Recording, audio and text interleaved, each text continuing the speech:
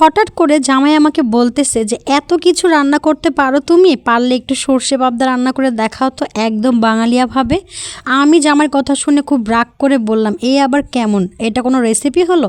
এক টুরিতে রান্না করে দেখাবো। তারপর রান্না করতে গিয়ে যেটা হলো সেটার জন্য আসলে আমি মোটেও প্রস্তুত ছিলাম না। জামাইয়ের কথাই ঠিক যে আসলে সব কিছু সবার দ্বারা হয় না। আসসালামু আলাইকুম, সবাই কেমন আছেন? তো রান্না করতে গিয়ে কী এমন হলো সেটা জানতে চাচ্ছেন? সেটা জানবেন কিভাবে? ফুল ভিডিও না দেখলে অবশ্যই ফুল ভিডিও দেখবেন। আর হ্যাঁ, ভিডিওটা ভালো লাগলে প্লিজ একটা শেয়ার করে দিবেন। আর ইউটিউব থেকে দেখলে সাবস্ক্রাইব করতে ভুলবেন না।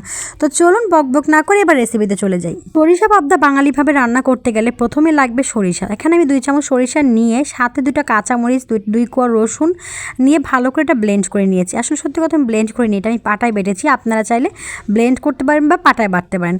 তো বেটে রেখে তারপরে আমি মাছগুলো ভাজতে গিয়েই সব সমস্যার মূলটাই হলো এই জায়গায়। এই দেখুন মাছগুলো ভাজতে গিয়ে মাছের অবস্থা যা হলো তা আর বলে বোঝানো যাবে না। এই মাছের এই অবস্থা দেখে রান্নার প্রতি ইন্টারেস্টে আমার চলে যায়, আর তখনই মনটা খারাপ হয়ে যায়। তো কি আর করা, রান্না তো কমপ্লিট করতে হবে, আর ভিডিওটা তো মাঝখানে বাদ দিয়ে দেওয়া যাবে না, ভিডিওটাও করতে হবে। তো আমি অন্য একটা কড়াইতে বাকি মাছগুলো ভেজে রেখে দিয়ে এই কড়াইয়ের মধ্যে আর একটু তেল অ্যাড করে একটু কালো জিরে দিয়ে দিলাম, আর একটু বেটে রাখা পেঁয়াজ দিয়ে দিলাম। পেঁয়াজটাও বেটে দিবেন, তাহলে একদম বাঙালি ভাবটা আসবে আর তরকারির স্বাদটা দ্বিগুণ হয়ে যাবে। তো পেঁয়াজটা একটু ভালো করে ভাজার পরে সেই সরিষা বাটাটা দিয়ে দিব। আর হ্যাঁ, সরিষার সাথে কিন্তু আমি মরিচের গুঁড়ো, হলদের গুঁড়ো আর লবণটা মিক্স করে একদম প্রসেস করে মশলা বানিয়ে রেখেছি, যাতে করে রান্নায় আমার সুবিধা হয়। তো এগুলো ভালো করে দিয়ে সব একটু পানি দিয়ে ভালো করে মশলাটা কষিয়ে নিলাম। কষানোর পর যখন এরকম তেল উঠে যাবে তখন আমি এখানে 1.5 কাপ পরিমাণ পানি দিয়ে দিব। পানি দিয়ে ভালো করে মশলাটা মিক্স করে তারপর সেই ভেজে রাখা ভাঙা মাছগুলো দিয়ে দিব।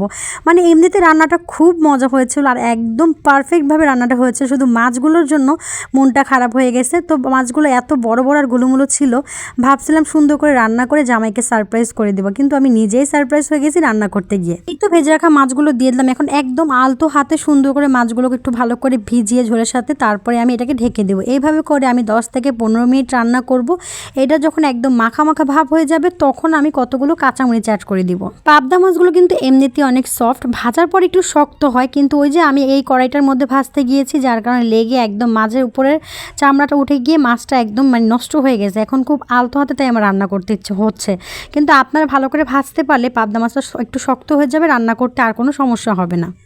তো এই যে আমার রান্নার ফাইনাল লুক। রান্নাটা কিন্তু দেখতে অনেক লোভনীয় হয়েছে, খেতেও অনেক ভালো লেগেছে, শুধু মাছগুলো ভেঙে গেছে এই আর কি। কিন্তু জামাই খেয়ে অনেক প্রশংসা করেছে, বলেছে সমস্যা নেই, মাছ যেমনই হোক রান্না তো মজা হয়েছে। তো জামাই প্রশংসা করলে আর কি লাগে বলুন। তো এই ছিল আজকের বাঙালিয়ানা পাবদার রেসিপি। ভিডিওটা ভালো লাগলে প্লিজ এটা শেয়ার করে দিবেন, আর ইউটিউব থেকে দেখলে কিন্তু সাবস্ক্রাইব করতে ভুলবেন না। আর নতুন নতুন ভিডিও পেতে হলে অবশ্যই আমার পেজটার ইউটিউব চ্যানেলটা সাবস্ক্রাইব আর ফলো করে রাখতে হবে। ভালো থাকবেন, সুস্থ থাকবেন, আল্লাহ হাফেজ।